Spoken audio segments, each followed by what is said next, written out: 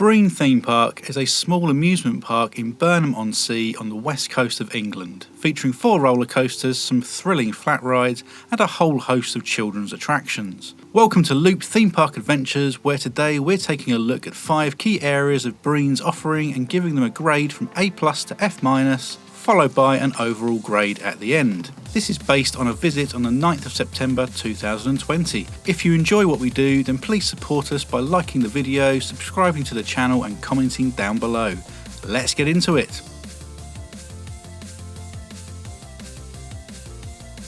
Brean has a very small footprint but manages to squeeze quite a lot in without feeling too crammed. They have 4 roller coasters on site, the pick of the bunch in my opinion being Astrostorm, an indoor Zera 4-man bob themed to an alien invasion. The most extreme coaster on site is Crazy Loop, a Pinfari TL59, and they also have a spinning Wild Mouse and a Caterpillar coaster.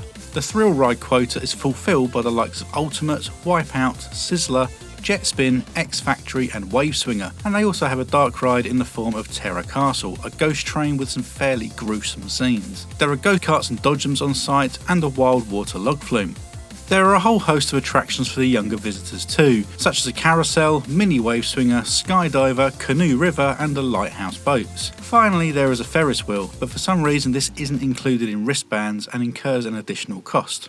Rides and Attractions gets a C+, a solid selection for the size of the park, but Brean lacks a standout attraction to keep guests returning to the park. Astrostorm is a really fun indoor coaster, and Terror Castle is one of the better ghost trains I've experienced, but many of the attractions on offer can be experienced at numerous parks around the country.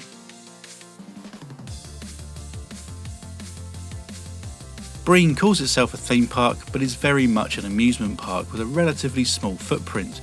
In fact, you can walk the entirety of it in just a few minutes, but they do pack the rides in well, with a lot on offer despite the lack of space available. There is little in the way of theming on offer here, and what there is has some questionable use of intellectual property, with Disney characters and the like dotted around. Even then, some characters are damaged or tatty, so some investment is required to upkeep and maintain what they do have. I visited Brean on a quiet, off-peak day, so while there was some atmosphere, I can imagine this is a place that comes alive when it's busier. In terms of the setting, you only have to step slightly outside of the park to be greeted by stunning views of beautiful scenery and rolling mountains. In a way, it's a shame that there are only a couple of attractions that take advantage of this view. Look and feel of the park gets a C- grade. I don't go to amusement style parks with particularly high expectations when it comes to theming, but I didn't expect such blatant IP theft either. The views to the right hand side of the park are stunning, and having some attractions that take advantage of this would be a good move in my opinion.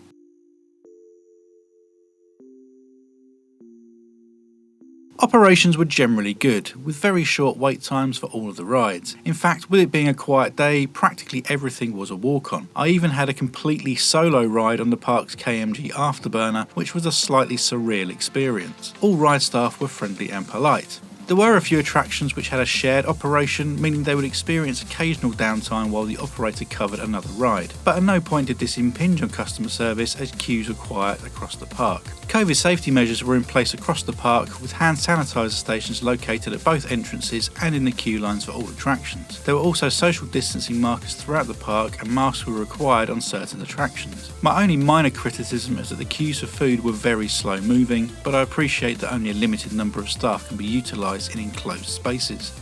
Operations and customer service gets a B+ grade. I can't really fault any of the service on offer, and COVID safety precautions were very good. This doesn't quite get an A grade due to the operating rotation on some of the rides and the wait times for food.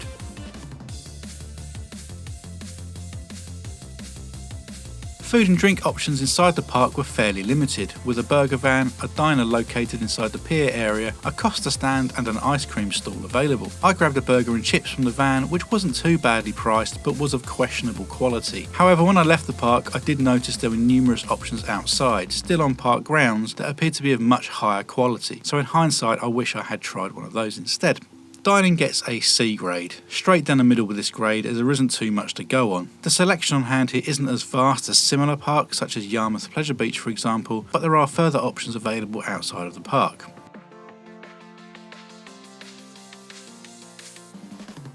On an off-peak day, I paid £20.50 for an orange megaband, which gave me access to all rides and attractions on site, with the exception of the aforementioned big wheel.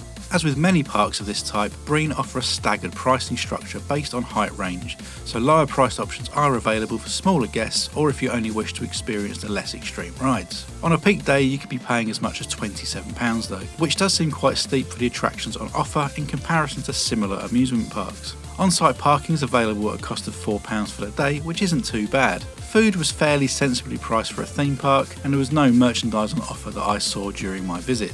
Value for money gets a D+. For what's on offer, the wristbands are on the steep side, especially as Brean isn't, in my view, a full-day park. For context, I spent roughly as much time here as I did at Yarmouth Pleasure Beach, which cost me £12 during peak season, and had arguably a better selection of attractions. I also have to consider that the Ferris wheel is an upcharge and isn't included in the wristband. Visiting off-peak certainly provides the best value here.